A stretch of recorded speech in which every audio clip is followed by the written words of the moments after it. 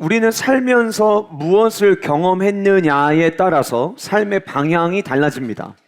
어렸을 때에 내가 어떻게 살아왔느냐라고 하는 그 경험들이 성인이 되었을 때에 세상을 바라보는 우리의 자세나 태도를 만들기도 하고, 또 성인이 되어서 수많은 것들을 경험한 것들이 쌓여서 그 경험치들이 우리의 삶 가운데 누적됨으로 말미암아 보다 더 지혜로운 삶을 살아가는데 큰 도움을 주기도 합니다. 그래서 삶을 살아가면서 무엇을 경험했느냐라고 하는 것과 얼마나 많은 다양한 경험치를 가지고 있느냐가 마치 이 세상에서 누군가와의 이 경쟁 사회 속에서 이기는데 내가 다른 사람보다 더 앞서 나가는 데에도 굉장히 중요한 역할을 한다고 사람들은 생각을 하고 있습니다.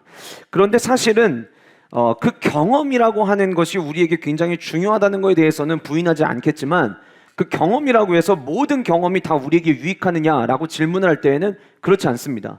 예를 들면 누군가의 물건을 손을 대는 경험이 있을 수 있죠.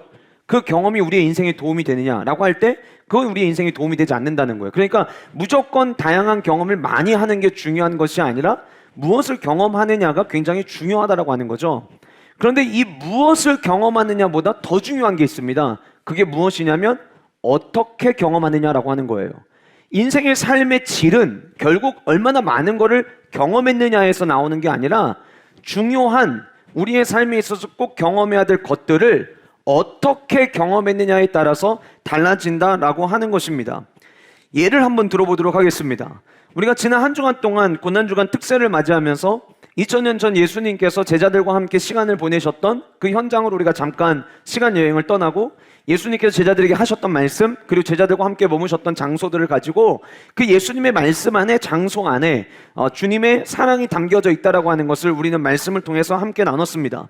우리는 2000년 전의 이야기를 성경의 말씀을 통해서 지난 한 주간 동안 경험을 한 거죠. 그러나 2000년 전에는요, 그 예수님의 십자가를 다양한 방법으로 경험한 사람들이 있었습니다. 먼저 예수님을 십자가에 못 박기 위해서 예수님에게 사형 집행을 내리는 그 과정 가운데 십자가를 경험한 사람들도 있었을 것이고, 예수님을 십자가에 실제로 못 박았던 로마 병정도 있었을 것이고, 십자가에 못 박히신 예수님을 멀리서 바라보면서 가슴 아파했던 사람들, 그래서 이 십자가 하나를 놓고라도 굉장히 다양한 위치와 상황 속에서 경험을 한 다양한 사람들이 있었을 것이라는 거죠. 그리고 그 당시 2000년 전에만이 아니라 그 이후에 지금까지 오는 동안 이 십자가를 경험한 다양한 무리들이 있습니다. 예를 들면 학자들의 경우에는요, 어쩌면 제가 알고 있는 십자가에 대한 정보보다 십자가형이 언제부터 시작이 되었고, 그 십자가형이 언제 끝나게 되었고, 십자가의 길이는 얼마가 되며, 그리고 그 십자가의 무게는 얼마가 되고, 그 십자가형의 처벌을 내릴 때에는 적어도 이 정도의 기준, 이 정도의 잘못을 저질러야 십자가형에 처한다라고 하는, 물론 성경을 통해서 알 수 있는 정보들이 있지만 성경 그 이외의 수많은 정보들을 가지고 있는 학자들이 있을 거예요. 그 학자들은 십자가를 지식적으로 경험하게 될 겁니다. 그리고 어떤 누군가는요, 수백 개, 수천 개의 십자가를 자기 손으로 만들면서 십자가를 경험한 사람들도 있을 거예요. 공예품을 만드는 사람들의 경우죠. 그들은 예수 그리스도를 믿지 않는다 할지라도 어쩌면 더 많은, 저와 여러분들보다 더 많은 십자가를 매일매일마다 손에다가 놓지 않고 십자가를 만들면서 그 십자가를 통해서 자기의 유익을 얻기 위해서 만드는 사람도 있으리란 생각이 되어집니다. 이처럼 십자가 하나를 놓고 이야기한더라도 십자가를 경험하느냐가 중요한 게 아니라 그 십자가를 어떻게 경험하느냐에 따라서 예수 그리스도의 십자가가 나와 상관이 있느냐, 아니면은 그 예수 그리스도의 십자가가 나와 상관이 없느냐, 이 삶으로 나뉘어질 수밖에 없다라고 하는 것입니다. 역시 마찬가지로 부활 또한 저는 그렇다고 생각을 합니다. 예수님의 부활을 경험하는 다양한 방법이 있겠죠. 그러나 그 예수 그리스도의 부활을 2000년 전에 어떤 누군가는 직접 예수님이 부활하신 모습을 통해서 제자들을 비롯한 40여일 동안 자신이 다시 살아난 모습을 보여주심으로 말미암아 예수님의 부활을 눈으로 직접 목격하고 경험한 자들도 있을 것이고요, 아니면은 그 예수님이 부활하셨다는 소식을 그때 당시에 초대교회 AD 1세기경에 수많은 사람들이 전도자들을 통해서 들려주는 이야기를 통해서 여기에서 혹은 저 멀리에서 그 예수 그리스도께서 어떻게 부활하셨다, 이거를 경험한 자의 소리를 내가 직접 들었다, 이런 식으로 사람들의 입술을 통해서 예수님의 부활을 경험한 자들도 있었을 것이에요. 물론 저와 여러분들처럼 성경을 통해서, 그리고 성경뿐만이 아니라 수많은 역사의 문서들이 예수 그리스도의 죽으심, 그리고 그 이후에 살아나신 이 부활이 예수님을 믿는 몇몇 사람들의 환상의 이야기가 아니라 정말로 사실적으로 역사적으로 일어났던 것이라는 것을 증명하고 있는, 그래서 많은 사람들이 무신론을 주장하는 자들이, 재밌는 거 하나는요, 무신론자들은요 다른 종교의 신이 살아있느냐 없느냐를 가지고 논하지 않아요. 왜냐하면 다른 모든 종교의 신은 죽어있기 때문이죠. 그런데 유일하게 무신론자들이 항상 토론을 벌이는 대상자들은 기독교인들입니다. 크리스천들이에요. 그런데 수많은 무신론자들이 과연 이 기독교라고 하는 종교가 살아있는 종교냐라고 하는 문제를 가지고 토론을 할 때에 마지막 하나님은 살아계시구나 라고 하는 것을 인정할 수밖에 없는 이유는 성경뿐만이 아니라 수많은 역사의 증거들이 예수 그리스도의 죽음 이후에 그가 살아나셨음을 이야기하고 있기 때문입니다. 그래서 이처럼 많은 무신론자들 혹은 역사학자들, 수많은 역사의 문헌들을 연구하는 사람들이 예수 그리스도의 부활을 경험할 수 있어요. 그러나 그 부활을 경험하는 것이, 그 십자가를 경험하는 것이 지식적으로 알아가는 과정 속에서의 경험이라고 한다면, 그 경험은 저와 여러분들을 하나님의 백성으로, 저와 여러분들을 예수 그리스도를 따라가는 제자로서 세우지는 못할 거예요. 성령 하나님의 조명하심을 따라서 2000년 전에 죽으신 그 십자가 사건이 나를 위한 십자가 사건으로 받아지게 되어지고, 그래서 그 어느 때보다도 고난주간 내가 삶을 살아가면서 즐거워하고, 때로는 오락을 즐기고, 때로는 기쁨을, 시간들을 즐길 수 있는 것들이 있음에도 불구하고 잠시 멈춰놓고 나를 위해 십자가 못 박으신 죽으신 그 예수 그리스도의 십자가를 묵상하고, 그 주님께서 2000년 전에 하신 말씀이 마치 오늘 이 시대를 살아가는 나에게 주시는 말씀으로 듣고, 지난 금요일 저녁에 우리가 함께 모여서 성만찬한 것처럼 우리가 그저 성찬식 의미 없는 빵 하나, 의미 없는 포도주 한 잔을 마시는 것이 아니라 이 산이, 이 떡이 2000년 전 나를 위해 찢으신 주님의 산임을 기억하며 그 떡을 대하고, 주님께서 나를 위해 흘리신 그 피에 마치 일부를 내가 대하는 것처럼 포도주를 내가 대하면서, 이 주님께서 우리에게 주신 이 새 언약이 나를 살리는 것이고, 이 새 언약이 내가 붙잡아야 될, 영원히 붙잡아야 될, 내가 영원히 소망을 가져야 될 통로임을 기억하면서 붙잡느냐 붙잡지 않느냐의 차이가 결국은 이 십자가와 부활을 성령을 통해서 경험하느냐 경험하지 않느냐를 통해 나뉘어진다라고 하는 거예요. 그래서 우리는 고난주간이 끝났지만 오늘 이 부활주일을 맞이하면서 저와 여러분들에게 스스로에게 질문을 던져야 됩니다. 나는 지금 십자가를 어떻게 경험하고 있느냐라고 하는 거예요. 나는 예수 그리스도의 부활을 어떻게 경험하고 있느냐는 거예요. 내가 신앙생활하면서 10년이 지나고 20년이 지나면서 고난주간 벌써 내가 몇 번을 보냈고, 내가 성만찬을 벌써 몇 번을 내가 행했는데, 그거 다 알아. 그렇게 해서 만약에 성만찬에 우리가 참여하고, 그렇게 해서 고난주간 특세에 참여한다면 그것은 그냥 무엇을 경험한 데서 끝나는 거예요.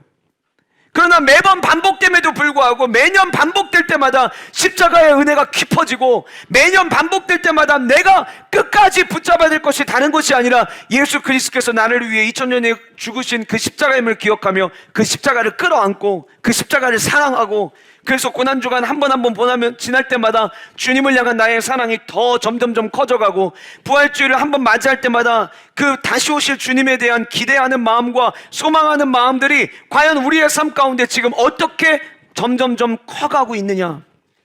결국 그 차이는 십자가를 아느냐 부활을 아느냐의 문제를 뛰어넘어서 그 십자가를, 그 부활을 나는 지금 어떻게 경험하고 있느냐에 따라서 달라진다라고 하는 것이죠. 지금까지 83명의 노벨상 수상자를 배출한 학교가 있습니다. 대단한 거죠. 스탠퍼드 대학교입니다. 미국에서 손꼽히는 명문 대학교 중에 하나입니다. 그 83명의 노벨상 수상자 중에 지금 17명이 그 학교의 교수로 후배들을 또 가리키고 있습니다. 스탠퍼드 대학교 출신들이 아주 유능한 기업인들이 많이 있습니다. 구글, 야후, 나이키, 마이크로 시스템의 모든 창업자들이 이 스탠퍼드 대학교 학생 출신들입니다. 그러니까 미국에서는 굉장히 영향력 있는 학교죠. 이 학교가 1876년 당시 캘리포니아 주지사였던 릴런드 스탠퍼드라고 하는 사람에 의해서 세워지게 되었습니다. 이 사람은 주지사이기도 했지만 그때 당시에 굉장히 많은 땅을 가지고 있을 만큼 부자였다고 합니다. 그리고 그 릴런드 스탠퍼드에게는 아들이 하나가 있었는데, 외아들이었는데, 이 외아들이 너무 잘생기고 너무 똑똑하고 유능해서 부모들이 얘 나중에 커서 뭐가 될까라고 하는 기대감을 굉장히 많이 가졌다고 해요. 이 아이가 자라나면서 주변에 있는 사람들도 야, 그놈 참 인물 좋다. 이 나중에 커서 이 애가 큰일 하나 하겠구나. 그래서 많은 사람의 주변에 있는 사람들의 기대까지 받던 외아들이었습니다. 그런데 이 외아들이 16살이 되던 해에 장티푸스에 걸리고 그걸로 인해서 목숨을 잃게 돼요. 물론 여러분 지금은 의술이 너무나도 잘 발달되어 있고 좋은 약들이 많이 있지만 1800년대의 이야기다 보니까 그때는 그렇게 이런 병에 한번 걸리면은 목숨이 위태했던 상황이었다고 합니다. 너무나도 기대가 많았던 아들을 장티푸스로 먼저 앞서 보내고 난 다음에 재산은 많이 있었지만 외아들 한 명 바라보고 자라던 이 릴런드 스탠퍼드가 극심한 우울증과 불면증이 찾아오기 시작을 하고 매일 저녁마다 슬픔이 아니고는 잠을 잘 수가 없는 거예요. 그래서 잠을 자지를 못하는 거예요. 그러다가 어느 날 잠에 들었는데 그날 밤 꿈에서 이 아들이 꿈에 나타난 거죠. 그런데 너무 선명하게 이 아들이 슬퍼하고 있는 아빠를 향해서 아빠, 슬퍼하지 마세요. 저는 부활하신 예수님 곁에서 잘 지내고 있어요. 저처럼 미래가 유망한 청년들을 위해서 아빠가 도와주세요 라는 이야기를 꿈속에서 하게 돼요. 그런데 그 꿈을 꾸고 이 릴런드 스탠퍼드라는 이 주지사는 신앙생활을 하고 있었는데 왜 나는 아들의 죽음을 맞이하면서 왜 슬퍼했을까를 생각을 하게 된 거죠. 분명히 예수님이 십자가에서 죽으시고 그가 부활하셨다는 것을 알고는 있는데, 경험은 했는데, 지식적으로 경험을 했는데 막상 아들이 죽고 나니까 그게 나와 아무런 관계가 없었던 거예요.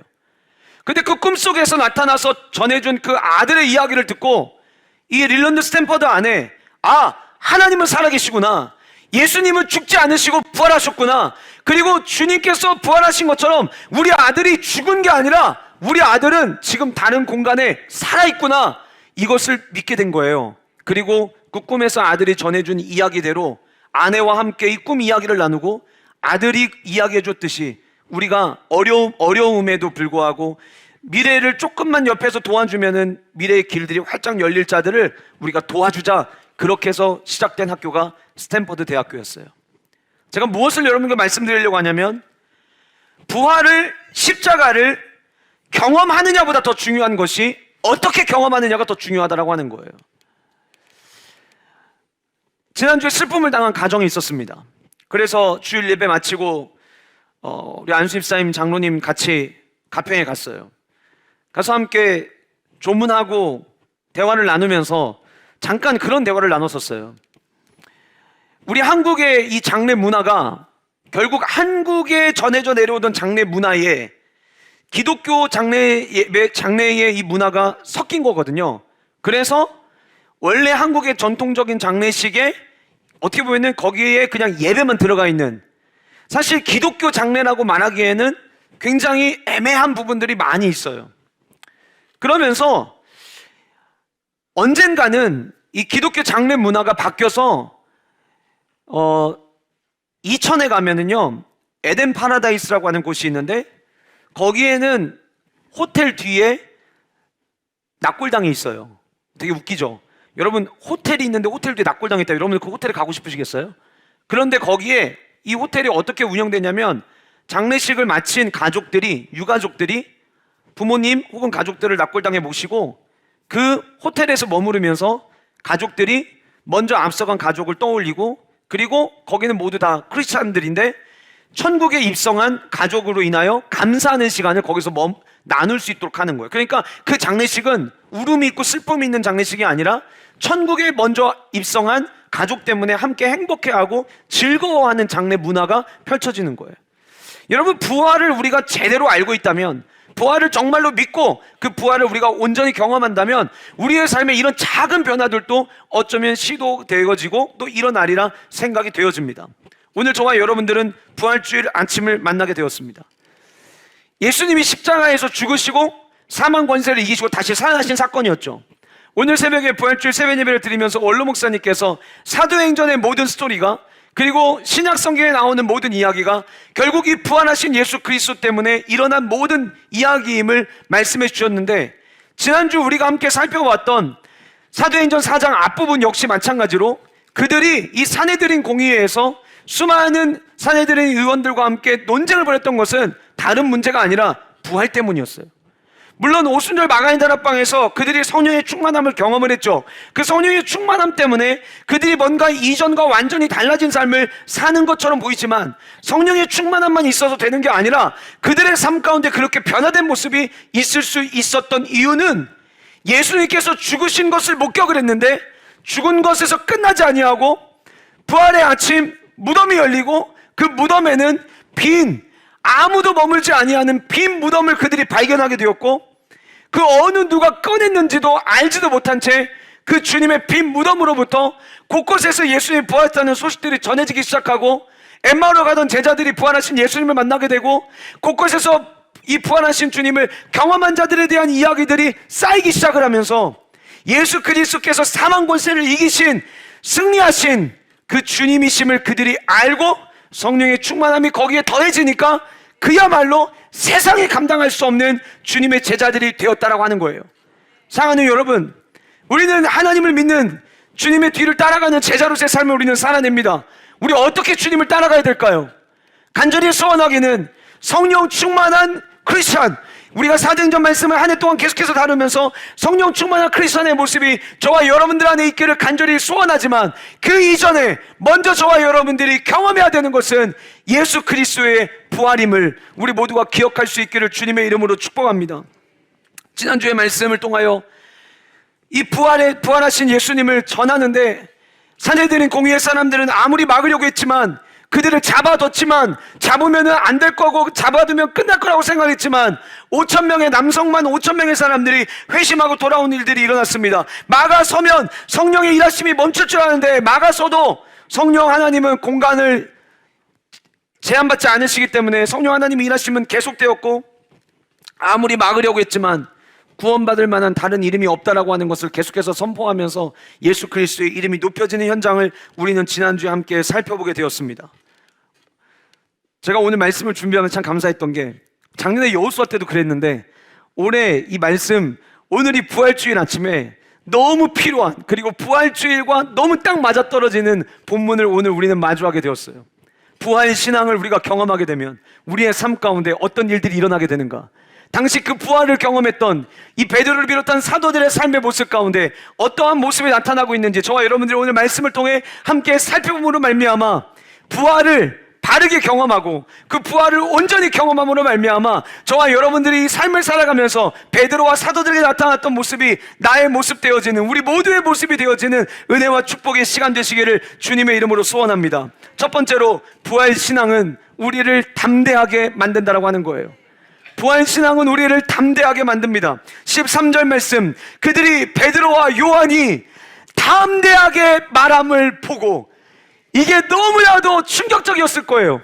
여러분, 왜냐하면 지난주에 말씀드린 것처럼 이 사내들인 공의회는 약 2달 전 그들의 스승이셨던 예수님께서 그 수많은 질문에 예수님이 서셨고, 그 질문들에 예수님이 던졌던 답, 예수님은 늘 진리를 말씀하셨지만 결국 이 자리에서 예수 그리스도는 사형에 쳐야 된다라고 하는 결정을 내렸어요.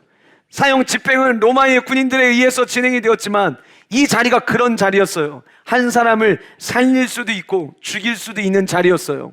이들에게 예수 그리스도가 이 자리에 서셨고, 이 자리에서 진행됐던 이 회의가 끝나고 난 이후에 주님이 십자가에 못 박혀 죽으셨다는 건 이 제자들이 다 알고 있는 사실이었어요. 그런데도 그들은 위축되지 않았어요. 그런데도 불구하고 그들은 소극적이지 않았어요. 그들은 매우 적극적이었어요. 그럴 수 있었던 이유가 무엇이냐? 그들은 주님의 부활을 경험했기 때문이었어요. 주님의 부활을 경험하니까 자신들의 삶 가운데 두려울 게 없는 거예요. 사랑하는 성도 여러분, 우리가 흔히 제가 오늘 본문에도 이 말씀에도 대제를 부활신앙이라고 정했지만, 부활신앙을 만약에 한마디로 이야기하라고 한다면 부활신앙은 이 땅의 삶이 전부가 아님을 인정하며 살아가는 삶을 이야기해요. 여러분, 만약에 이 땅의 삶이 우리의 전부라면 어쩌면 두려워했을 거예요. 이 땅의 삶이 만약에 전부라면 이들의 이야기에 질문 하나하나에 어떻게 대답을 해야 살 수 있을까를 생각했을 거예요. 왜냐하면 이 땅에서의 생명이 전부이기 때문이죠. 그러나 예수님이 죽음을 죽으시고 난 이후에 죽음에서 끝난 게 아니라 그 사망 권세를 이기시고 다시 살아나심으로 말미암아 예수님이 십자가 못 박히셨을 때 양쪽에 있던 그 두 명의 행악자 중에 한 명의 행악자가 오늘 내가 주님과 함께 하나님의 나라에 임할 때, 주님이 하나님 나라에 임할 때 나를 기억해달라고 이야기했던 것처럼 이 땅에서의 삶이 전부가 아니라 인생의 죽음이 끝나고 나면 하나님의 나라, 새로운 생명을 갖고 살아가는 그 나라가 열린다라고 하는 것을 그들은 목격했어요.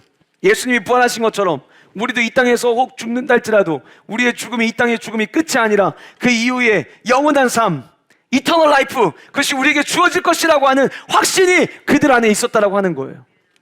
그러니 그들이 무서울 게 없는 거죠. 우리는 삶을 살면서 연약하기 때문에 실패도 경험하고요, 질병도 맞이하게 되고요, 수많은 어려움들을 우리는 마주하게 됩니다. 그러나 사랑하는 성도 여러분, 내가 이거 놓쳐버리면 이 땅의 삶이 끝나기 때문에 우리가 그것이 두려움이 오는 거예요. 그러나 우리에게는 이 땅의 삶이 전부가 아닌 영원한 생명을 하나님께서 우리에게 주셨어요. 그 생명을 가진 자답게 저와 여러분들이 담대하게 살아나는 은혜가 저와 여러분들 가운데 있기를 간절히 소원합니다. 이들이 왜 담대할 수 있었을까요? 똑똑해서요? 아니에요. 그들이 베드로와 요한이 담대하게 말함을 보고 그들을 본래 학문 없는 범인으로 알았다가 학문이 없다, 무슨 얘기냐면 랍비의 신학을 정식적으로 받지 못했다라고 하는 거예요. 당시에는요, 이 랍비로부터 정식적으로 수업을 듣고 훈련을 받은 자들, 그들이 뭔가 말을 하면 야, 저 똑똑한데? 말 잘하는데? 이렇게 평가받던 때였어요. 그런데 이들은 우리가 잘 아는 대로 갈릴리 출신이에요. 나사렛 출신이에요. 촌사람들이에요. 어디 가서 랍비의 교육을 제대로 배워본 적이 없어요. 배운 것도 없는데 그들이 너무나도 담대하게 이야기하는 거죠. 그들의 학문 없는 범인을 알았다가 이상히 여기면 또 전에 예수와 함께 있던 줄도 알고, 이들이 담대할 수 있었던 두 번째 이유는 예수님과 함께 했었기 때문이었어요. 여러분, 이 말이 헬라어 언어가 주는 의미가 뭐냐면 예수의 동료였다, 이런 표현이에요.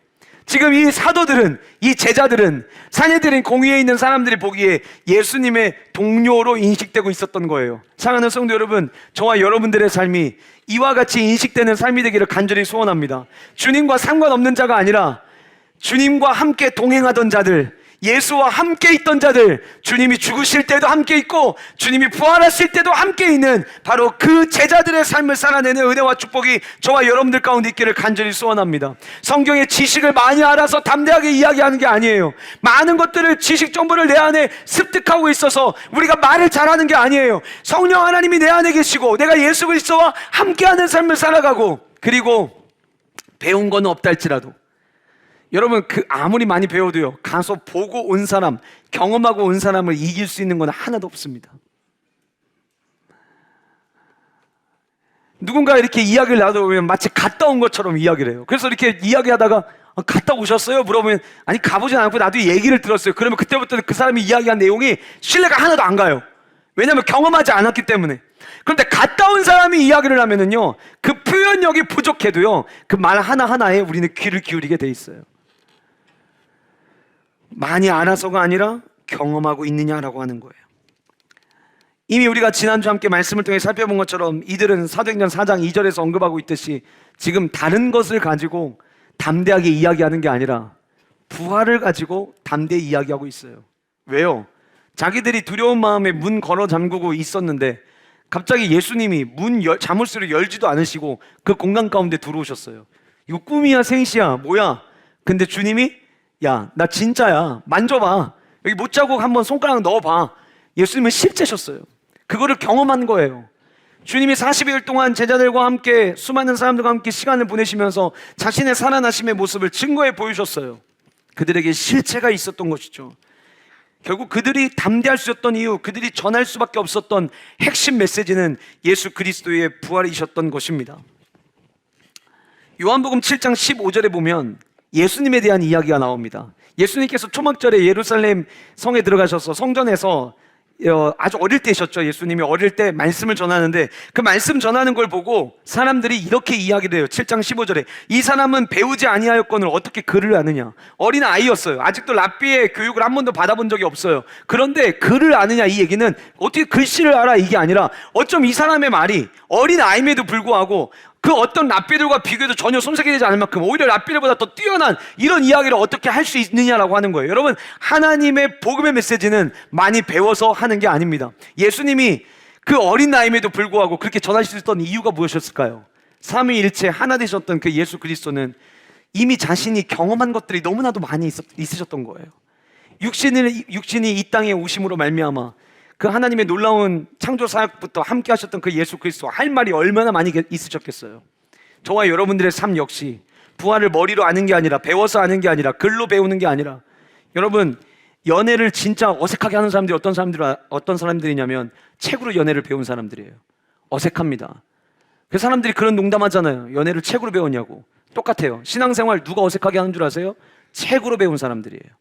경험하는 걸 이길 수 없어요. 저와 여러분들의 삶 가운데 예수 그리스도를 경험함으로 말미암아 우리가 어느 곳에 가든지 담대하게 신앙생활하는 싸워 이길 수 있는 그 은혜와 축복이 저와 여러분들에게 있기를 주님의 이름으로 축복합니다. 14절 또 병 나은 사람이 그들과 함께 서 있는 것을 보고 여러분 여기 지금 사내들인 공회입니다. 지금 이 모든 소란이 누구 때문에 일어난 거냐면 이 안진뱅이였던 이 한 사람을 일으켜 세움으로 말미암아 시작된 사건이었어요. 그런데 지금 본문이 굉장히 재밌는 걸 우리에게 이야기하고 있는데 그게 뭐냐면 그 병 나은 사람이 사도들과 같이 있었다는 거예요.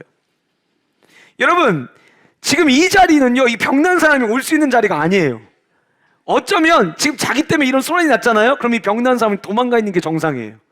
그런데 이 사람이 사도들과 함께 이 사내들인 공회에 있다라고 하는 거는 자처했다는 거예요.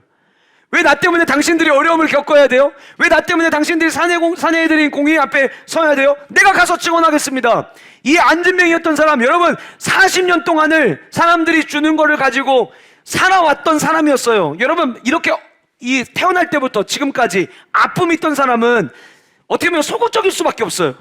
아픔 있는 사람일 수 있어요. 오히려 이런 상황이 되면 위축되는 게 그의 지나온 40년의 삶을 되돌아보면 그게 마땅한 이야기일 거예요. 그런데 안진뱅이였다가 일으킬 때 그는 부활하신 예수 그리스도의 이름의 능력을 경험했던 거예요. 그러니까 이 사내들인 공의 앞에 선다는 게 얼마나 무서운지 몰라서가 아니라 알매도 불구하고 그 제자들과 사도들과 함께 그 자리에 함께 섰다라고 하는 거예요. 두려울 게 없는 거죠. 이 안진뱅이 역시 두려울 게 없는 거예요. 담대함을 얻을 수밖에 없었던 거예요. 자진해서 그 안에 들어갔던 거예요. 그러니까 그 병 나은 사람이 산 증인 아닙니까? 그 산 증인이 함께 서 있는 것을 보니까 이 사내들인 공회에 있는 사람들이 비난할 말이 없어진 거예요. 15절 명하여 할 말이 없으니까 한다는 이야기가 나가래요. 나가 있어 얘기한 거예요. 나가 있으라고 한 다음에 자기들끼리 의논하기 시작을 합니다. 여러분 아마 머리가 엄청 아팠을 거예요. 예수님을 십자가에 못 박을 때와 지금은 상황이 완전히 달라요. 우리 지난주에 함께 살펴본 것처럼 베드로의 이 사도행전 2장의 오순절 마가다락방 이후에 3,000명 그리고 지난주 말씀에 5,000명 8,000명 만약에 여자 어린아이까지 다 포함하면 적게는 약 16,000명에서 많게는 약 25,000명 그 예루살렘의 인구의 어쩌면은 절반 어쩌면은 정말 많이 예루살렘에 있는 백성들의 수치를 만약 계산했다 할지라도 거의 4분의 1이 넘는 사람들이 지금 예수 그리스도를 나의 구주로 영접한 상태예요. 여기서 이들을 예수님처럼 똑같이 사형에 집행하라고 만약에 넘긴다고 한다면 이제 그야말로 반란이 일어날 때인 거예요. 쉽게 결정을 내리지 못해요. 머리가 아픕니다. 그래서 16절 이 사람들 어떻게 해야 될까? 이게 그들의 토론 주제가 되었어요. 어떻게 하면 좋겠냐? 함부로 대할 수 없는 거죠. 여러분 부활을 경험하고 성령의 충만함을 경험한 자들은요 세상에 쉽게 감당할 수 없습니다. 함부로 대할 수 없는 거예요. 진짜 무서운 거예요. 그게 능력 있는 삶을 살아가는 거예요. 돈이 많아서 사람들이 함부로 대하지 못하는 사람이 아니라 내가 가지고 있는 권력이 있어서 함부로 대하지 못하는 것이 아니라 예수 그리스도의 부활의 능력을 알고 성령 충만을 지님으로 말미암아 저와 여러분들의 삶 속에서 또 우리 자녀들의 학교 생활하면서 함부로 쉽게 건드릴 수 없는 주의 귀한 백성의 삶을 저와 여러분들 역시 살아낼 수 있기를 주님의 이름으로 축복합니다. 이 사람들 어떻게 해야 되냐? 셈이 복잡해진 거죠. 이것이 밀란에 덮어지지 못하게 그들을 위협하여 이후에는 이 이름으로 아무개도 말하지 말게 하자. 결국 그들이 내린 최종 가장 좋은 그 사내들이 그 나름대로 똑똑하다는 사람들 70명이 모여갖고 마지막 내린 결론이 뭐냐면 입을 막아버리자. 더 이상 입을 못 열게 하자. 예수 그리스도의 옛자도 못 꺼내게 하자. 지금 그 얘기를 그들이 한 거예요. 그래서 18절 그들은 그 두 사람을 불러서 절대로 예수의 이름으로 만나지 말고 가르치지도 말라고 명령을 하게 됩니다. 예수님의 옛자도 꺼내지 말고 그분이 죽으셨다 살아났다는 이야기도 꺼내지 말아라. 그러나 여러분 아무리 그렇게 막는다 할지라도 부활을 경험하고 성령의 충만함을 경험한 자들은 두려울 게 없는 거죠. 여러분들은 지금 무엇 때문에 두려워 계십니까? 우리는 인생을 살면서 여러 가지 두려움을 만나게 됩니다. 요즘처럼 이렇게 경제적으로 어려울 때 당장 다음 달에 내야 되는 수많은 고지서들 때문에 두려움을 갖고 계신 분들이 계실 수도 있어요. 지금 살고 있는 집이 작으면 괜찮지만 언젠가 또 옮겨야 되는 상황이면 그 다음 또 어디로 옮겨야 될지, 옮길 때에는 또 이 수많은 돈을 어떻게 또 준비를 해야 될지, 그런 것들이 여러분들에게 실제적인 두려움이 되실 수 있어요. 건강일 수도 있어요. 그러나 사랑하는 여러분, 저와 여러분들이 믿는 그 예수 그리스도, 저와 여러분들이 이 땅을 살아가지만 육신의 것들만 가지고 살아가는 것이 아니라 영적인 능력을 가지고 살아감으로 말미암아 우리가 성령의 충만함은 내 삶의 문제가 해결되는 게 아니라 문제가 있어도 그 문제를 뛰어넘는 힘을 가지고 살아가는 것임을 이미 나눴던 것처럼, 저와 여러분들의 삶에 어떠한 문제를 만난다 할지라도 성령 충만과 부활을 경험한 자답게 문제가 되지 아니하는 축복의 삶을 살아내는 은혜가 저와 여러분들 가운데 있기를 주님의 이름으로 축복합니다. 두 번째로, 부활 신앙은 바른 선택을 하게 만듭니다. 바른 선택. 여러분, 우리는 삶을 살면서 뭘 선택해야 될까 때문에 갈등합니다. 잘 생각해 보시면 뭐 살면서 사람 때문에, 관계 때문에 갈등을 겪는 일들도 있지만 사실 진짜 인생에 있어서 많은 갈등은 뭘 선택할 것인가 라는 것 때문에 갈등할 때가 많고요. 그리고 그 선택한 거에 대한 결과 때문에 고민하는 경우가 우리의 인생이 참 많아요. 그러다 보니까 정말 옳은 판단을 한다는 거, 정말 분별력을 가지고 지혜를 가지고 좋은 판단을 한다고 하는 것은 굉장히 중요하다고 생각이 되어집니다. 오늘 성경 19절부터 말씀에 계속해서 이런 말씀이 등장을 합니다. 베드로와 요한이 대답하여 이르되 하나님 앞에서, 밑줄 한번 쳐보실까요? 하나님 앞에서. 사랑하는 성도 여러분, 부활을 경험한, 성령의 충만을 경험한 자가 머물러야 될 자리는 하나님 앞입니다. 누구 앞이라고요? 하나님 앞. 코람데오의 삶. 저와 여러분들이 어느 곳에 있든지 그곳에 주님을 모신 자로서의 삶을 우리는 살아내야 되는 거예요. 그 주님이 내 앞에 계시면은요, 세상을 바라볼 때 하나님이 우리에게 주신 이 성경이 하나의 필터가 되어서 세상을 바라보는 것과 세상을 바라보고 다시 성경을 보는 것과는 전혀 다른 우리의 삶의 모습들을 나누게 만들거든요. 그런데 우리가 하나님 앞에서의 삶을 살아간다고 하는 건 뭐냐면, 우리의 삶의 문제들이 있죠. 다윗 얘기를 잠깐 해볼게요. 다윗이 골리앗 앞에 섰잖아요. 근데 사실 다윗은 골리앗 앞에 선 게 아니었어요. 다윗은 하나님 앞에 섰던 거예요. 다윗과 골리앗 그 중간에 눈에 보이지는 않지만 전능하신 하나님이 계셨던 거예요. 그러니까 하나님을 보니까 뒤에 골리앗이 별게 아닌 거죠. 전 우리의 삶이 그래야 된다고 생각을 합니다. 오늘 본문에 등장하는 베드로와 요한이 사내들인 공의 앞에 선 게 아니라 하나님 앞에 섰어요. 그러니까 사내들인 공의회가 있는 거죠. 다윗에게 골리앗이 있는 것처럼 사내들인 공의회가 있어요. 근데 그 앞에 하나님이 계신 거예요. 그 하나님 앞에서 너희의 말을 듣는 것이, 지금 말을 듣는데 내가 너네들 앞에 듣는 거라고 착각하지 마, 이 얘기하는 거예요. 내가 지금 사내들인 공의 앞에 서가지고 니네들 이야기 듣는다고 생각하지 마. 너네들 이야기하는데 지금 나는 하나님 앞에서 그 얘기를 듣고 있어, 이 얘기하는 거죠. 하나님의 말씀을 듣는 것보다 옳은가 판단하라. 그들을 향해서 이야기하는 거예요. 야, 너네들도 예수님을 십자가에 못 박여 죽인 이유가 너네들도 하나님은 믿잖아. 근데 예수 그리스도가 너희들이 생각할 때는 하나님이 보내주신 메시아라고 믿지 않은 거잖아. 예수님을 믿지 않았지만 니들도 하나님은 믿었잖아. 그 얘기를 하는 거예요. 그들이 어떻게 보면 아픔을 찌르는 거죠. 그런데 그럼 하나님 앞에서 한번 우리가 생각을 좀 해보자. 하나님 앞에서 생각을 할 때 하나님의 말씀과 사람의 이야기가 있을 때 뭘 듣는 게 옳은 것이냐? 여러분은 어떠세요? 성경이 우리에게 들려주는 말씀과 세상의 수많은 지식 정보, 성경이 우리에게 들려주고자 하는 이야기와 궁금한 것을 챗봇에게 물어봤을 때 주는 답변, 여러분들은 어디에 더 귀를 기울이세요? 정말 여러분들이 판단하고 우리가 무엇이 옳은가 판단할 때 늘 우리의 기준은 하나님의 말씀이 돼야 됩니다. 여러분, 근데 이들이요, 그 하나님의 말씀을 우리는 선택할 수밖에 없다라는 걸 지금 결국은 이야기하기를 원하는 거거든요. 당대 최고의 권위기관이었던 그 산헤드린 공의회에서 내가 어떻게 말을 하느냐에 따라서, 내가 지금 무엇을 선택하느냐에 따라서 그야말로 사느냐 죽느냐의 문제가 지금 결정되는 거예요. 그런데 그 산헤드린 공의회의 권위를 보기 이전에 하나님의 권위를 본 거고, 그들의 이야기를 듣기 이전에 하나님의 이야기를 먼저 들은 거예요. 하나님이 우리에게 뭘 원하시느냐라고 하는 거죠. 그래서 그들이 옳은 판단을 하게 됩니다. 20절 말씀 보실까요? 20절. 우리는 보고 들은 것을, 자, 거기 밑줄 치세요. 결국 여러분, 이 보고 들은 것이라고 이야기한 이게 뭐냐면 부활이에요. 부활.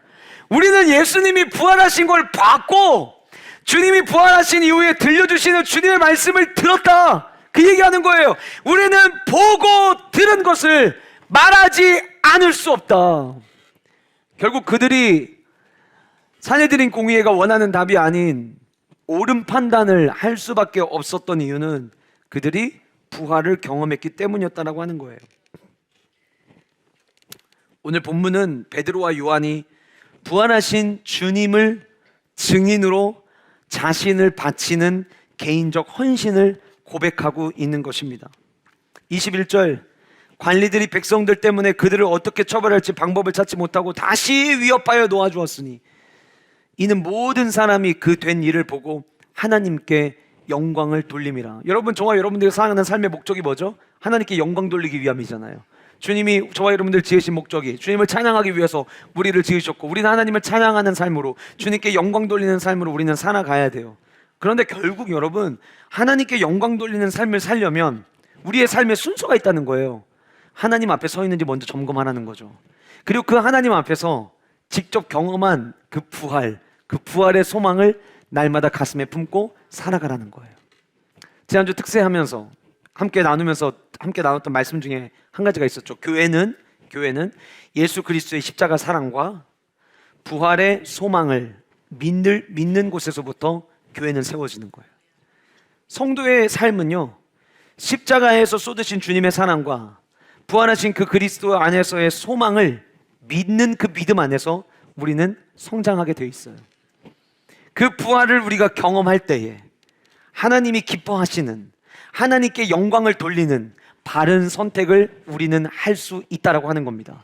간절히 소원하기는 우리 모든 영가족 여러분들이 이제 또 오늘 이 말씀을 듣고 여러분들 각자의 삶으로 흩어져서 수많은 선택의 기로에 놓여 있을 때, 그 선택 때문에 때로는 고민하실 때에, 그럴 때마다 하나님 앞에서의 어떤 선택이 주님께 영광이 될지를 우리가 함께 생각하고, 내가 경험한 그 부활의 기쁨, 그 부활의 주님이 내게 소망을 주고 계시다는 것을 항상 기억하면서 정말 옳은 판단, 바른 판단을 할 수 있는, 옳은 선택, 바른 선택을 할 수 있는 우리 모두 영가족들 되시기를 주님의 이름으로 축복합니다.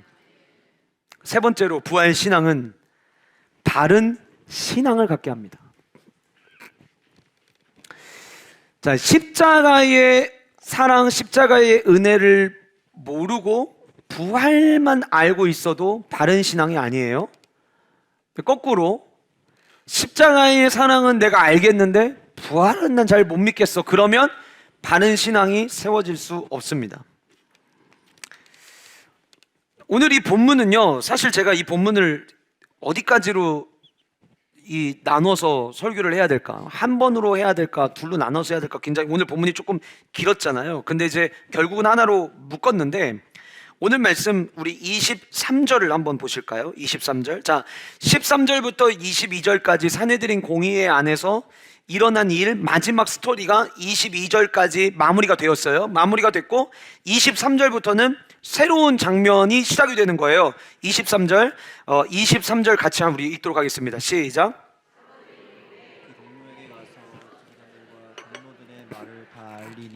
자, 오순절 마가의 다락방에 모여가지고 예수님의 제자들이 기도를 했잖아요. 그거는 말 그대로 마가의 다락방에서의 기도였어요. 그때까지는 뭐라고 할까요? 공식적 교회가 아니었죠. 그런데 3,000명 회심하고 돌아오고 5,000명 회심하고 돌아오면서 이제는 교회의 모습이 갖춰졌고요. 오늘 이 본문은 초대교회, 첫 번째 교회가 하나 되어서 기도하고 있는 모습을 보여주고 있어요. 굉장히 중요합니다. 첫 번째 교회, 이 인류 역사의 첫 번째 교회, 예수 그리스도의 십자가와 부활로 시작된 그 교회가 이제 처음으로 기도하는 모습을 보여주고 있는데 23절 말씀에 사도들이 노임에 그 동료에게 가서라고 이야기를 하고 있거든요. 이 동료라고 하는 이 단어가 그리스도 안에서 친구된 자들, 그리스도 안에서 맺어진 자들을 이야기를 해요. 그러니까 그게 결국은 뭐냐면 저와 여러분들이 그리스도 안에서 맺어진 자들이잖아요. 우리를 가리켜서 뭐라고 하냐면 교회라고 하는 거예요. 교회는 건물을 이야기하는 게 아니라 예수 그리스도를 나의 구주로 영접한 자들이 모이면 건물이 없어도 그건 교회가 되는 거예요. 동의하시죠? 자, 그러니까 오늘 본문에 이야기하는 그 동료에게 갔다라고 하는 거는 어디 장소는 모르겠지만 교회 공동체의 이 사도들이 산헤드린 공의 앞에서 경험한 일을 지금 이야기를 하는 거예요. 다 얘기했어요. 그들이 우리를 붙잡아 놓고 얘기하게 했는데 나는 거기서 부활하신 예수님에 대해서 이야기를 했고, 오늘 지난주에 우리가 함께 살펴봤던 내용, 그리고 오늘 조금 전까지 나눴던 이야기를 그 모든 이 성도들 앞에서, 교회 공동체 안에서, 그리스도 안에서 한 형제된 자들에게 지금 이 사도들이 다 이야기한 거예요. 그 이야기를 다 듣고 나서 다 알리니 24절, 그들이 듣고 한 마음으로 하나님께 소리를 높여 이르되, 그들이 소리를 높여서 함께 기도하기 시작을 합니다. 자, 그런데 여러분, 여기서 중요한 게 23절부터 그들이 기도한 이야기를 우리 이제 본문에 쭉 나열을 하는데, 제가 굉장히 인상 깊게 봤던 게 뭐였냐면, 첫 번째, 그 기도를 받으시는 분이 누군가를 먼저 이야기를 하고요. 두 번째, 기도 내용이 따라와요. 자, 그러니까 부활신앙으로 부활하신 예수 그리스도를 경험하고 성령의 충만을 경험한 교회 공동체가 지금 어떤 모습으로 세워지느냐를 보여주는데, 그들이 바른 신앙을 갖게 된단 말이에요. 근데 그 바른 신앙의 첫 번째는 바른 신앙 고백을 그들이 먼저 하더라는 거예요. 바른 신앙 고백. 여러분, 이게 이제 지금부터 살펴볼 내용이 굉장히 중요한 건 뭐냐면, 저와 여러분들이 하나님 앞에 설 때, 하나님 앞에 기도할 때 우리가 어떠한 마음을 가지고 하나님을 인식하고 있고 어떻게 하나님 앞에 신앙 고백을 하며 나아가냐는 굉장히 중요합니다. 우리가 잘 아는 대로 예수님께서 베드로에게 내가 내 위에 교회를 세우겠다, 음부의 권세가 절대 이기지 못할 것이다 라고 말씀하실 때, 그냥 베드로라고 하는 인간을 보시고 베드로 위에 교회를 세우겠다고 말씀하신 게 아니라 베드로의 신앙 고백을 들으시고 그 신앙 고백이 기초하여 그 위에 교회를 세우시겠다고 주님 말씀하신 거예요. 그러면 저와 여러분들이 교회 공동체로 모였다면 저와 여러분들 안에는 바른 신앙 고백이 먼저 전제가 되어야 된다는 거예요.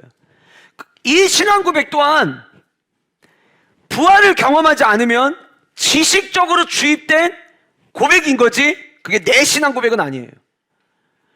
그런데 나의 주님의 부활을 내 삶으로 가지고 와서 성령의 충만함을 경험하면 그때부터 온전한 바른 신앙 고백이 시작이 되는데, 뭐라고 지금 기도하기 시작하냐면 24절에 대주제요, 대주제요. 헬라어로 데스포테스라고 하는 단어를 쓰는데요. 이 데스포테스라고 하는 단어는 도무지 도전할 수 없는 권세나 통치자들에게만 사용되던 단어였어요. 그러니까 그때 당시에도 이 대주자라는 말이 쓰였겠죠. 그 시대의 왕이나 저 사람의 권위를 어느 누구도 이겨낼 수 없어 라고 할 때 종종 쓰였겠지만, 이 예수님의 제자들에 의해서 대주제어라는 말이 쓰이는 순간 그 전까지 대주제로 인식되던 자들은 다 꺾이게 되는 거예요. 이제 진짜 대주제가 등장하는 거예요. 이 사도들에게는요, 이전에도 이 대주제라는 단어가 없었던 단어가 이 제자들에 의해서 갑자기 신조어로 생긴 게 아니잖아요. 원래 대주제라는 헬라어 단어 데스포테스라는 단어가 있었는데, 이 단어를 지금 이 제자들이 쓰고 있는 거는요, 당시의 대주제급으로 여겨졌던 사내들인 공의회에 갔다 왔어요, 이들이. 그런데 그들이 지금 기도를 하면서 대주제여라고 기도하는 순간 사내들인 공의회는 이제는 대주제가 아닌 거예요. 이해되세요? 이제는 다른 누군가가, 그 전까지는 대주제라는 단어를 썼던 사람이 있다 할지라도 이들의 입술을 통해 대주제가 선포되고 고백되는 순간 그들의 마음속에, 그들의 머릿속에, 그들의 이 심장에는 대주제는 오직 한 분밖에 안 계신 거예요. 그래서 기도합니다. 대주제요. 사랑하는 여러분, 저와 여러분들한테 첫 번째 이 신앙 고백이 있기를 원합니다. 내 삶에, 저와 여러분들의 삶에 어떠한 권세나 어떠한 통치를 가지실 수 있는 유일한 분, 그분은 대주제이신 하나님밖에 안 계십니다. 이것이 부활을 경험한 자들의 고백인 거예요. 지난주 우리 말씀드렸죠, 여러분. 새벽에, 지난주 새벽에 나눴던 말씀 가운데 저 머릿속에 기억에 남는 굉장히 많은 이야기가 있고, 그 중에 몇 가지를 제가 이야기하자면, 사람들은 구원자를 원하지 왕을 원하지 않는다는 이야기를 제가 했었어요. 잘 들으셔야 돼요, 여러분. 구원자를 원한다는 것은 뭐냐면요, 겉으로 보기에는 좋은 말 같이 보여요. 그런데 구원자를 원한다는 건, 내가 지금 돈이 없어요. 돈 좀 다시 줄 수 있도록 하나님 도와주세요. 구원자예요. 내가 지금 건강이 없어요. 하나님, 저에게 건강이 필요합니다. 건강 주세요. 구원자로 하나님을 원하는 거예요. 구원자로 하나님 원하는 게 나쁜 거냐? 그렇지 않죠. 좋지요. 문제는 뭐냐면 구원자로만 아는 거예요. 하나님을 왕으로 인식하지 않는 거예요. 예수 그리스도를 왕으로 인식하지 않는 거예요. 그러니까 구원자로만 주님을 인식하는 자들은요, 주님이 저와 여러분들의 왕이 되셔서 이 말씀을 우리에게 주시고 이 말씀대로 살아야 돼 라고 이야기를 하면, 주님, 저는 구원자를 원하지 제 삶에 이래라 저래라는 왕을 원하지 않아요, 이런 자세를 보인다는 거예요. 말씀은 들어요. 그런데 나는 오늘 교회를 올 때 구원자 하나님을 원했지 나는 왕을 원하고 온 게 아니에요. 그러면 우리의 삶에, 모든 나라에, 대한민국의 대통령은 딱 한 명밖에 있을 수 없어요. 여당과 야당은 있을 수 있지만, 당대표는 있을 수 있지만, 이 나라의 대통령은 한 명이에요. 마찬가지예요. 저와 여러분들의 마음에 왕은 유일하게 한 보좌만 있어야 돼요. 근데 그 한 보좌에 주님은 앉혀야 되는데, 구원자 주님을 원해가지고 왕자리에 내가 앉혀있고 구원자의 의자를 하나를 더 이름표를 붙여놓고 거기는 주님이 앉아 계시길 원하는 거예요. 그러니까 말씀을 들어도 밀어내는 거죠. 말씀을 들어도. 여러분, 설교자의 음성으로 듣지 마시고 성령 하나님께 들려주시는 음성으로 들으시는 축복이 있기를 간절히 소원합니다. 안 듣는 거예요. 그러니까 여전히 내 감정이 우선이고 여전히 내 판단이 옳다고 생각하는 거예요. 말씀에 따라서. 여러분, 제가 하는 이야기라면 여러분 안 들으셔도 돼요. 왜 여러분들 제 얘기를 들어요? 저 똑같은 인간인데 왜 제 이야기에 여러분이 순종해야 돼요? 제 이야기라면 아무것도 여러분이 따라하지 않으셔도 괜찮아요. 그러나 그것이 여러분들의 영적인 유익을 위하여 하나님께서 교회의 강단의 권위를 주시고 저를 통해서 여러분들과 함께 나누라고 주시는 말씀이면 저도 그 말씀에 순종해야 되고 여러분도 그 말씀에 순종하셔야 돼요. 왜? 우리의 왕은 하나님이시기 때문이에요. 그런데도 여전히 나는 그런 왕이라면 난 원하지 않아요. 나는 그냥 구원자, 내 삶의 도우미, 헬퍼, 그 정도입니다. 왕은 아니에요. 왕은 제가 할 거예요. 그러면 우리의 삶 가운데 이 대주제라고 하는 고백이 등장할 수가 없는 거예요. 주님이 사망의 권세를 뚫고 이기셔서 어둠을 이기시고 다시 살아나셔요. 자, 그러면 이제부터 그때부터는 그 예수 그리스도가 최고의 권위자가 되어야 돼요. 저와 여러분들의 삶 가운데 최고의 권위자는 예수 그리스도밖에 없으세요. 대주제이신, 여러분 이거는 고민하고 아멘하실 문제가 아닙니다. 저와 여러분들의 삶의 대주제는 예수 그리스도 한 분뿐이셔야만 해요. 아멘이십니까? 대주제라는 말의 의미를 기억하시고 아멘하셔야 돼요. 대주제는 당신에게만 최고의 권위가 있습니다. 당신에게만 모든 통치권이 있습니다. 주여, 나를 다스려 주시옵소서. 한번 고백해 보실까요? 주여! 더 큰 목소리로 한번 고백합시다. 주여! 나를 다스려 주시옵소서. 그게 대주제라는 고백을 할 수 있는 자들의 고백인 거예요. 주여, 우리 가정을 주여 다스려 주시옵소서. 주여, 나의 사업을 주여 다스려 주시옵소서. 우리 자녀의 문제, 우리 자녀들의 진로 주여 주님이 다스려 주시옵소서. 주님만이 대주제이십니다. 함께 기도하는 것만 중요한 게 아니에요. 내가 기도할 때 그 기도를 들으시는 분이 누구시냐. 이 교회가 부활하신 주님을 이들은 경험을 했어요. 이들은 부활하신 주님을 직접 마주한 사람들이 이 가운데 지금 너무나도 많아요. 그들에게는 사망 권세를 이긴 주님 외에는 더 이상 권력과 권위와 뭐 누군가의 통치 이런 거 다 필요 없는 거예요. 어쩌면 여러분 아마 이분들이 새로운 자기들의 시장 언어로 만약에 성경을 썼다면 예수님 외에 그딴 거 다 필요 없다고 아마 그렇게 고백했을지도 몰라요. 사도 바울도 내가 이전에 알던 건 전부 다 똥으로 여겼다고 이야기했잖아요. 아마 그냥 언어로 썼으면 아마 그렇게 이야기했을 거예요. 이 부활하신 주님을 만나고 나니까 그 어떤 권위도 그 어떤 통치도 우리에게 필요가 없는 거예요. 쓸데가 없는 거예요. 대주제이신 그 주님 앞에 고백을 합니다. 대주제여, 천지와 바다와 그 가운데 만물을 지으시니요. 자, 그거 밑줄 치세요. 자, 대주제는 누구에게 쓸 수 있는 건지 세 가지를 제가 말씀드릴 텐데, 첫 번째로 창조주에게만 쓸 수 있는 거예요. 자, 제가 여러분들에게 질문을 할 거거든요. 그러면 여러분들은 그 뒤에 창조주 하나님이십니다를 이야기하시면 돼요. 아시겠죠? 창조주 하나님이십니다. 온 우주 만물 누가 지으셨습니까? 여러분들에게 생명 누가 주셨습니까? 여러분들의 사업을 운영하실 수 있도록 누가 허락하셨습니까? 여러분들에게 자녀를 주신 분이 누구십니까? 이 나라와 민족의 소리가 살게 하신 분이 누구십니까? 창조주 하나님이세요. 모든 걸 지으셨어요. 모든 거를. 그들이 고백하는 거예요. 천지와 바다와 그 가운데 만물을 지으신 이시오. 두 번째 대주제는 누구에게 쓰는 거냐? 25절. 또 주의 종 우리 조상 다윗의 입을 통하여 성령으로 말씀하시기를, 말씀하시기를 밑줄 치세요. 대주제는 지금도 우리에게 말씀하고 계시는 분에게만 쓸 수 있는 거예요. 자, 제가 여러분들에게 설교를 통해서 말씀을 전하죠. 제가 대주제입니까? 아니죠. 저는 누구의 말씀을 여러분들에게 전하는 거예요? 하나님의 말씀을 여러분들에게 전하는 거예요. 저도 도구일 뿐이고 대주제는 지금도 우리에게 말씀하시는 하나님이세요. 지난주 특세 끝나고 집에 가는데 한번 저희 아내가 저에게 그런 이야기를 해요. 자기 새벽에 받은 은혜를 저하고 나누면서 2000년 전에 하셨던 말씀이 오늘 나에게 들렸다고. 그래서 기도를 하는데 눈물이 너무 나가지고 기도를 할 수가 없었다고 저한테 이야기를 하더라고요. 여러분 잘 보세요.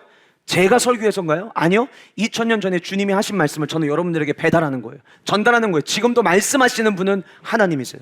우리는 그 말씀을 들어야 될 주의 자녀들인 거예요. 그래서 이들이 고백합니다. 성령으로 말씀하시기를. 어찌하여 열방이 분노하며 족속들이 허사를 경영하여 있는 곳, 세상의 군왕들이 나서며 관리들이 함께 모여 주와 그의 그리스도를 대적하도다 하시니로소이다. 여러분 지금 여기서 언급하고 있는 이 말씀이요, 지금 이들이 기도하면서 하는 기도문이잖아요. 근데 이 이야기가 어디 나오냐면 시편 2편에 나와요. 시편 2편. 시편 2편은 이스라엘 백성들에게 어떤 시냐면요, 당시 쓰여졌을 때가 아니라 그 이후에 유대인들에게, 그 이후에 이스라엘 백성들에게 시편 2편은 언제 그들이 부르는 기도냐면 어려움 가운데 있을 때에, 사탄이 우리를 공격한다고 느낄 때에, 주님의 도움이 필요할 때 그들이 읊조리던 시가 시편 2편이었다고 해요. 그러니까 지금 이들이 사내들인 공의회를 비롯한 이제 앞으로 계속 이런 십자가 때문에 위협들이 올 거거든요. 그때 기도하는 거예요. 뭘 기도하는 거냐? 주님이 말씀하셨던 그 말씀을 받아서 기도하는 거예요. 이길 수 있는 힘, 우리가 기도할 수 있는 힘은 단대에서 찾는 게 아니라 말씀에서 찾는 거예요. 제가 예전에 여러분들에게 그런 말씀 드렸죠. 성경 많이 읽으시는 분들, 성경에 관심 많으신 분들 그만큼 기도하셔야 됩니다. 이게 왜 중요하냐면요, 성경만 많이 알고 기도를 안 하잖아요. 그럼 영적으로 교만해집니다. 100%입니다. 내가 말씀을 통해 받은 은혜가 있으면 그 말씀을 가지고 기도의 자리로 나가셔야 돼요. 그래서 기도를 쌓으셔야 돼요. 그게 성경이 우리에게 주는 영적인 유익이에요. 말씀하시는 하나님. 마지막 세 번째로 27절. 과연 헤롯과 본디오 빌라도는 이방인과 이스라엘 백성과 합세하여 하나님께서 기름 부으신 거룩한 종 예수를 거슬러 하나님의 권능과 뜻대로 이루려고 예정하신, 거기 밑줄 치세요. 예정하신 우리 하나님, 누구에게 대주제라는 말을 붙일 수 있냐면 예정하신이라고 하는 그 단어예요. 예정하신. 예정하신. 여러분, 예정하셨다라고 하는 이 단어는요, 이제 신학을 공부할 때 자주 등장하는 단어지만, 그러면 이 예정이라는 단어를 성경의 신학자들이 성경을 연구한 신학자들이 만들어냈냐? 그게 아니라 성경에 아예 애당초 처음부터 예정이라는 단어가 오늘 본문에 나와 있어요. 예정, 미리 정하신 거거든요. 미리 정하심. 지금 이들이 고백하기를 예수님의 십자가 사건과 부활, 이 모든 게 이미 하나님께서 다 계획하신. 자, 누가 대주제라는 거를 인정하게 되냐면요, 여러분들 중에 누가 대주제이신 하나님을 찬양하고 고백할 수 있냐면요, 지금 여러분들이 계신 곳 있죠. 산송로 16번기 84번지가 아니라 여러분들의 삶, 여러분 각자의 삶이 있잖아요. 지금 내가 서 있는 이 자리, 여기 오기까지 때로는 아픔도 있었고 기쁨도 있었고 우는 날도 있었고 즐거움도 있었고 그 수많은 시간들 그때 와, 나 인생 포기할 뻔했지. 그런데 다시 일으켜 주셨지. 지난날에 있었던 모든 시간들을 되돌아볼 때 한번 따라해 보실까요? 아, 하나님이 다 하신 거구나. 이것을 인정하는 분들이 대주제를 고백하는 거예요. 내가 한 게 아니구나. 이거 하나님이 하고 계시는 거구나. 지난 40여 년 동안 우리 교회가 여기까지 오는 동안 순간순간 교회가 위기가 없었느냐? 위기 있었죠. 우리 지금 있는 이 교회 자리에 원래 교회 건물을 지을 수 없고 옛날로 만약 돌아가면 여기 빌라 짓다가 빌라 다 부서뜨렸잖아요. 만약에 돌아가서 보면 모든 게 다 하나님의 역사예요. 모든 게 다 하나님의 은혜예요. 아, 하나님이 정하신 거구나. 지난 40년 동안 모든 역사를 주관하시고 모든 것을 정하신 분이 하나님이시라면 앞으로 우리 교회가 나아가야 될 길, 우리 교회가 걸어가야 될 길, 때로는 우리의 생각으로 과연 가능할까? 과연 우리의 생각으로 이래도 될까? 라고 싶은 일들이 수도 없이 많이 있다 할지라도 하나님이 다 정하신 일이면 주님은 우리로 하여금 걸어가게 하실 거예요. 우리의 생각으로는 도무지 못한 일이 할지라도 주님이 예정하신 일이면 걸어가게 하실 거예요. 주님이 예정하신 일이면 이루게 하실 거라는 거예요. 하나님의 권능과 뜻대로 이루려고 예정하신 그것을 행하려고 이 성에 모였나이다. 와우 아니에요 여러분? 지금 이들이 모여가지고 사도들만 담대한 게 아니라 지금 이들도 담대해요. 이들도 담대해서 어차피 우리가 앞으로 살아가는 길, 앞으로 계속 우리 붙잡아 갈 거고 계속 우리 핍박할 거고 순교당한 사람들이 있을 텐데 괜찮아, 걱정하지 마. 이거 다 하나님이 예정하신 일이야. 야, 우리가 하나님의 예정하신 일에 동참할 수 있다면 이거 축복이지. 염려하지 마. 지금 그 기도를 그들이 하고 있는 거예요. 그래서 여러분, 이들이 기도를 했다라고 하는 것이 중요한 게 아니라 그 기도하기 전에 이 기도를 받으시는 분이 누구신지에 대한 분명한 선명한 그분을 바라보는 시선이 그들에게 고정돼서 대주제이신 그 하나님 앞에, 그 다음에 등장하는 게 뭐냐면 그 대주제이신 하나님 앞에 이제 그들이 기도하는 내용이 등장을 해요. 그 기도하는 내용이 뭐냐? 29절 우리 같이 한 목소리로 같이 읽도록 하겠습니다. 시작. 또 종들로 하여금 담대히 하나님의 말씀을 전하게 하여 주시오며.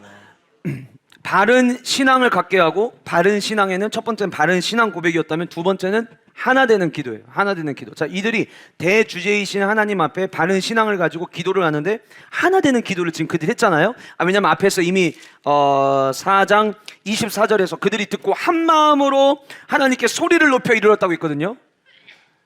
시간이 많으면 진짜 이거 구절 하나하나 다 쪼개고 싶은데, 소리를 높여서 이게 기도할 일입니까? 지금 소리 높여서 기도하면 여러분 이 수많은 사람들이 5,000명 8,000명이 기도하면요 아마 떠들썩할 겁니다. 떠들썩할 거예요. 우리 금요성령 부흥회 때 기도해도 주변에서 시끄럽다고 민원 들어오는데 여기 한 8,000명 이상 되는 사람들이 소리 높여서 기도했다? 아마 이거는 대놓고 잡아가려면 잡아가라 그거예요. 그런데 그들이 큰 소리를 높여 기도하는데 뭐라고 기도했냐면, 주여 이제도 그들의 위협함을 굽어 보시옵소서. 잘 보세요 여러분, 이들이 뭐라고 있는지 잘 기억하셔야 돼요. 주여, 저들이 우리를 잡으려고 날뛰고 있습니다. 저들 전부 다 죽여주세요. 이렇게 기도 안 했어요. 저들이 자기들이 하고 있는 일들이 얼마나 나쁜 일인지를 깨닫게 해주세요. 기도 안 했어요. 하나님, 우리가 계속해서 일을 해야 되는데 우리 어려움 겪지 않게 해주세요. 또 아니었어요. 뭐라고 기도한 거냐? 지금 이 첫 번째 기도가 뭐냐면, 주님 지금 상황 그냥 지켜봐 주세요. 어려울 수도 있어요. 근데 주님이 지켜봐만 주시면 저희는 모든 걸 할 수 있습니다. 우리의 기도는요 늘 구원자이신 하나님을 늘 찾거든요. 도와주세요, 건져주세요, 해결해주세요. 그런데 여러분, 저와 여러분들의 삶을 누구보다 잘 아시는 분이 누구시죠? 하나님이세요. 그러면 만약에 도움이 필요하면 가장 필요한 타이밍에 하나님이 도와주실 거예요.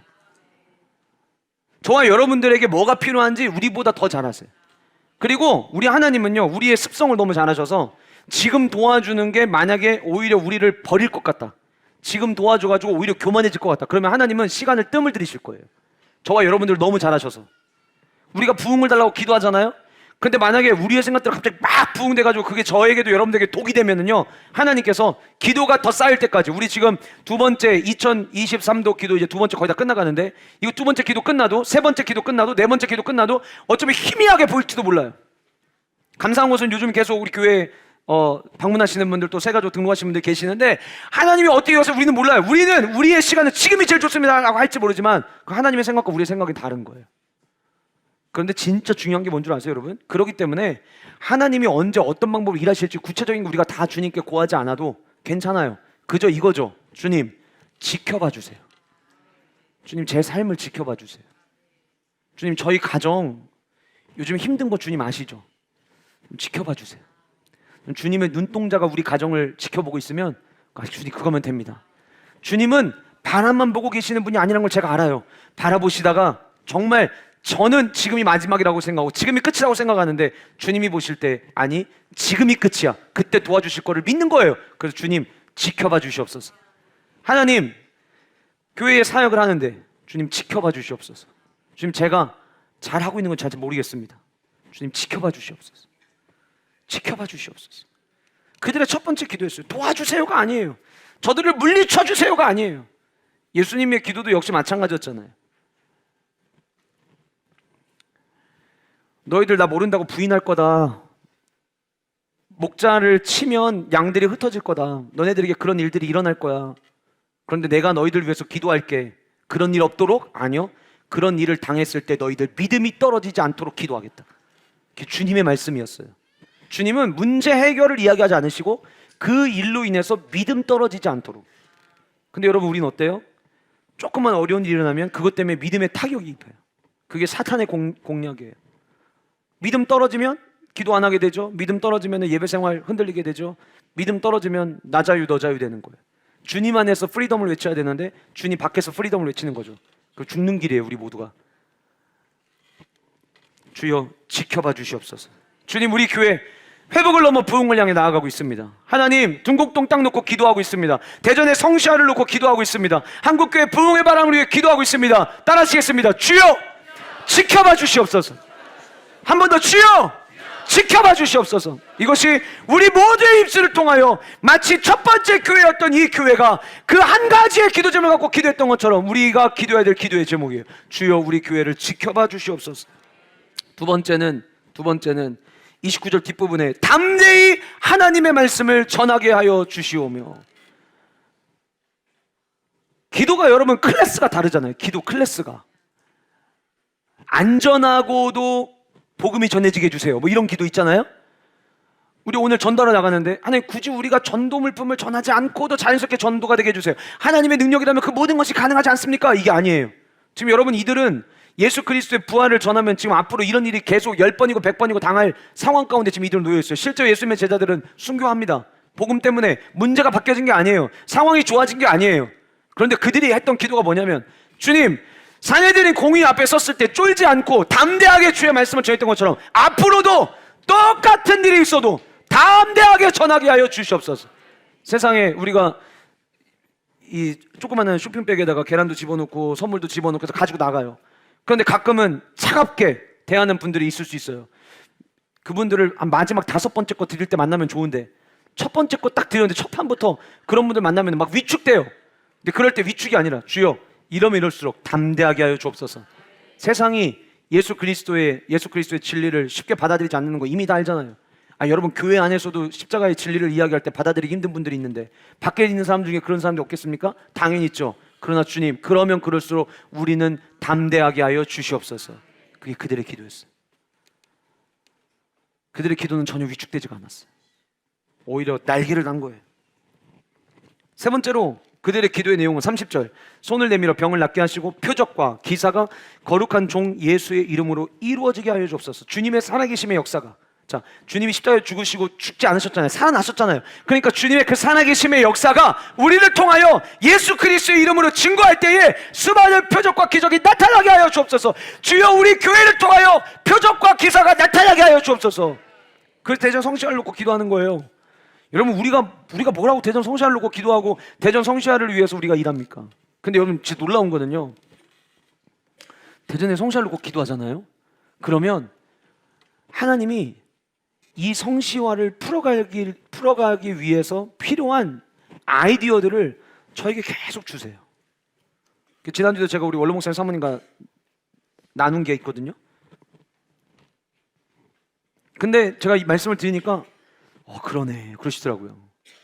우리만의 힘으로 할 수 없다면 이 하나님께서 이 대전의 성시화를 위해서 작은 아이디어 하나하나를 사용하시고 그것을 통해서 이 교회 이 놀라운 집회를 이 놀라운 대전 성시화를 뭐 엄청 큰 아니?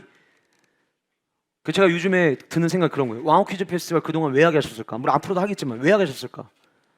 우리 교회 성도들이 옛날 6호 할 때 우리 교회 청년들이 스텝한 것처럼 우리 교회 성도님들이 다 스텝이 돼서 대전의 성시화를 위한 그 집회를 할 때 우리 모두가 함께 돕는 이가 되는 거죠.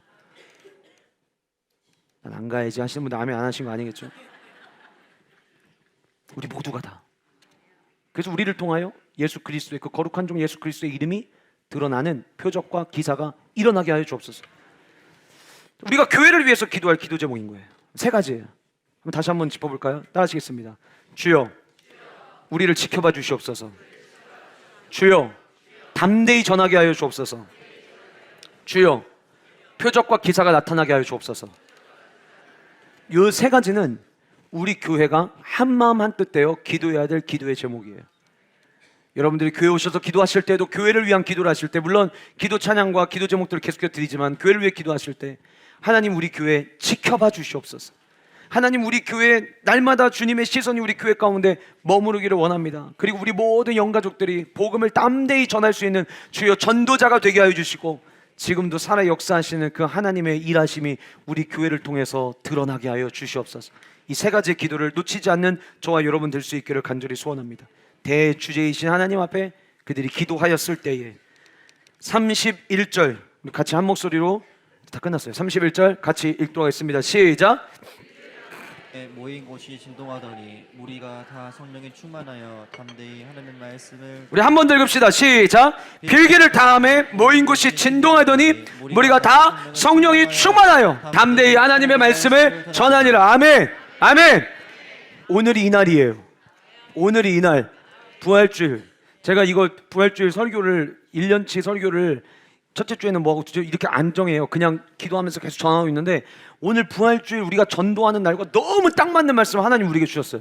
제가 그 말씀 준비하면서 얼마나 은혜를 많이 받았는지 몰라요. 여러분 이 말씀이 여러분들에게 삶 속으로 스며들어서 이 말씀대로 드러나는 놀라운 역사가 일어나기를 원하고 전도하러 나갔을 때에도 여러분 정말 기쁨으로 즐거움으로 부활의 소망을 가지고 나아가서 함께 전하는 저와 여러분들 될 수 있기를 주님의 이름으로 축복합니다. 오늘 우리는 세 가지를 살펴봤어요. 세 가지 아닌데 보세요. 그 뒤에 더 있는데요. 맞아요. 근데 크게는 세 가지였어요. 부활 신앙은 우리를 어떻게 하게 만든다고요?